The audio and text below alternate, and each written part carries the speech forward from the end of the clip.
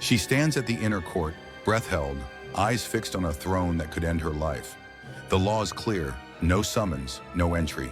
Still, she steps. If I perish, I perish.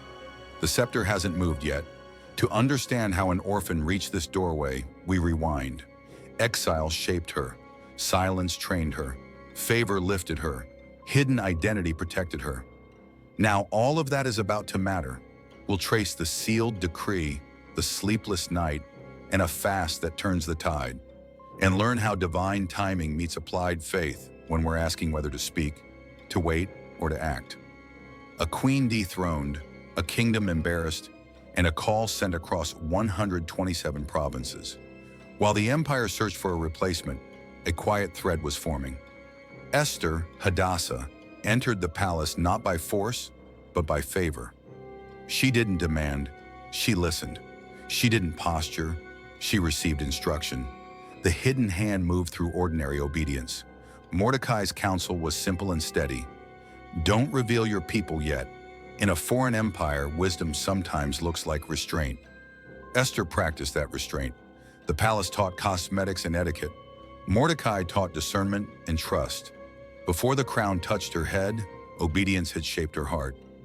Meanwhile, a moment that seemed small slipped into the royal record. Mordecai overheard two officials planning an assassination. He told Esther. She told the king.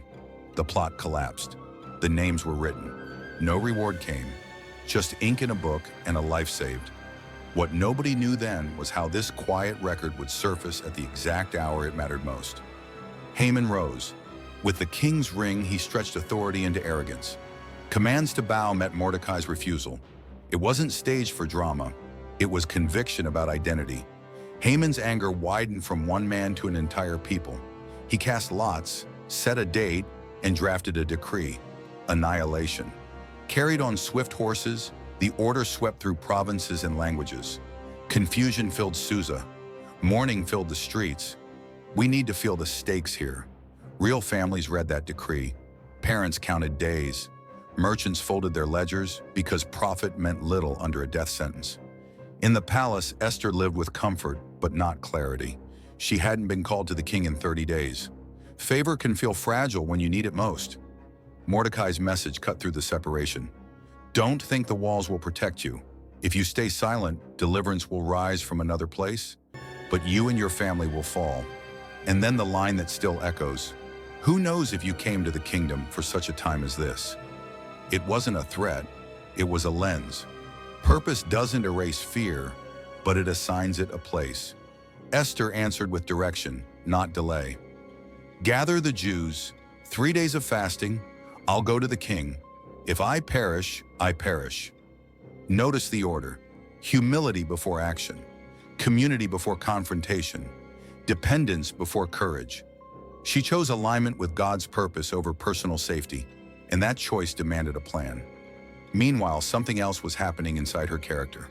Hidden identity had kept her safe. Now revealed identity would become her calling. Silence had been wise. Now words would become obedience. Favor had elevated her. Now favor would be stewarded. This was the moment everything changed. Not because the problem disappeared, but because Esther shifted from preserving her position to spending it. And the unresolved threads remained: a sealed decree that couldn't be revoked, an enemy with access to the king, and a loyal act written but unrewarded. Those threads would soon pull tight. Esther had chosen her side. Now action would follow and timing would tell its story. Esther's instruction was clear and communal. Gather the Jews in Susa and fast for 3 days, night and day. She and her maidservants would fast too. No negotiating with fear, no hedging with half measures. She chose weakness on purpose so that courage wouldn't be bravado. It would be borrowed strength. For a brief context, fasting in the ancient Near East and among Israel was a public sign of mourning, repentance, and dependence. People abstained from food, sometimes from water, set aside normal comfort, and turned attention to prayer. Communities called fasts in crisis, rulers humbled themselves in sackcloth, and individuals fasted to seek God's mercy. In Esther, God's name isn't spoken, but the practice signals petition and trust under pressure. On the third day, she dressed in royal robes, not as a disguise, but as stewardship. She wasn't pretending to be queen, she was finally acting like one. She stepped into the inner court where the uninvited were condemned and waited under a law that didn't blink. The king saw her, and the scepter lifted. The risk held its breath. Favor answered, "What is your request?" "Even up to half the kingdom." The door was open, but Esther didn't rush. She invited the king and Haman to a banquet. Restraint here wasn't delay from fear, it was timing born from prayer. She read the room, watched the king's mood, and refused to force a premature reveal. Wisdom often looks like waiting between a yes and the right yes. At the first banquet, the same question returned. Again, she held her petition and asked them to come back the next day.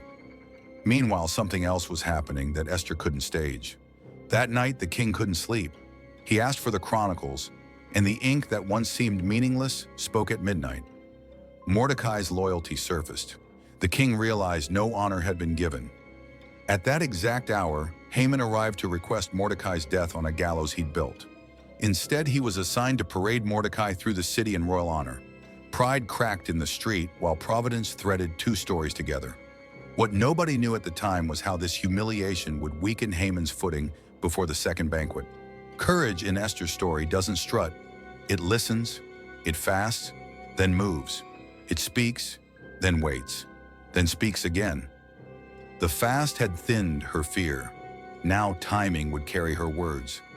Between banquets, the empire's power tilted, not by force, but by remembrance and reversal. The man who plotted a public hanging had to announce public honor. The crowd heard the name Mordecai before they heard Esther's.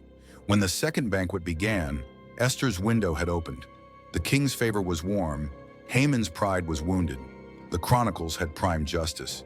She had arranged the audience, but providence arranged the hour. This was the moment everything changed because obedience had met timing. Esther had prepared, surrendered, and read the cues. Now she would tell the truth with the weight of prayer behind it. At the second banquet, the king leaned in. "What is your request?"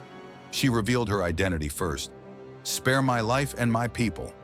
And then she named the threat. The room shifted. The king's face hardened. Haman's confidence drained. Silence ended where truth began. The king stepped away in fury, and Haman, panicked, fell toward Esther to plead. When the king returned and saw the scene, the charge was sealed. Guards covered Haman's face. The very gallows he had prepared for Mordecai became his end. That felt like closure, but it wasn't. Villains can fall while their decrees still stand. This was the problem that tested Esther's courage a second time. Persian law was iron. An edict sealed with the king's ring couldn't be revoked. The date of destruction still waited on the calendar. Esther approached the king again, this time not to expose a plot, but to confront a structure. "How can I bear to see the disaster that will come on my people?" It was advocacy without bitterness. Grief turned toward action. The king answered with authority he could grant. He gave Mordecai the signet ring that had once empowered Haman. Authority moved from reckless pride to faithful stewardship. Mordecai and Esther drafted a counter-decree. The Jews in every province could assemble, defend their lives, and answer anyone who attacked them. Couriers rode again, but this time with light instead of dread. Across the empire, courage multiplied. Men and women who had fasted in fear now stood with legal covering. When the day arrived, they didn't take plunder.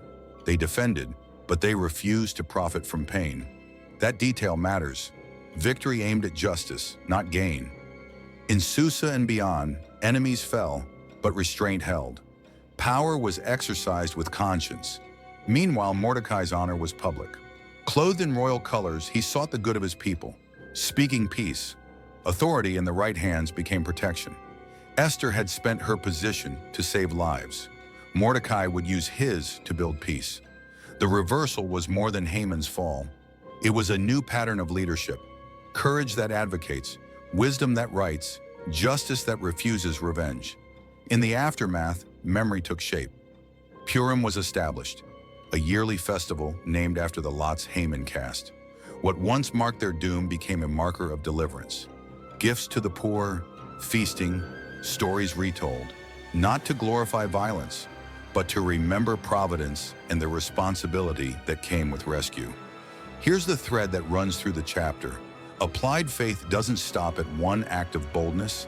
It prepares, acts, and then persists until the outcome matches the call. Esther spoke, then spoke again. Mordecai acted, then governed. Their faith didn't trade prayer for power, it braided them.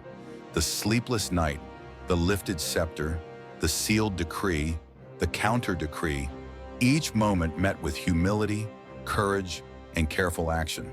And though the book never says God's name, his fingerprints are clear. He positioned an orphan as queen, timed a king's insomnia, preserved a record in a book, and turned a feast into a memorial. Meanwhile, human choices mattered. Esther's restraint, then courage. Mordecai's integrity, then leadership. Responsible authority became the answer to reckless power. This was the moment everything changed, not only because evil was exposed, but because good learned to govern. So what does this mean for us this week? Practice a 24-hour fast with prayer for wisdom and courage. Set a simple intention. We're seeking God's timing and the strength to act. Drink water. At mealtimes, pause and read Esther 4:14, James 1:5, and Proverbs 3:5-6. Ask for guidance, then listen. Discern timing like Esther. Wait in humility, act when a door opens, and persist after the first yes. One family reflection after dinner.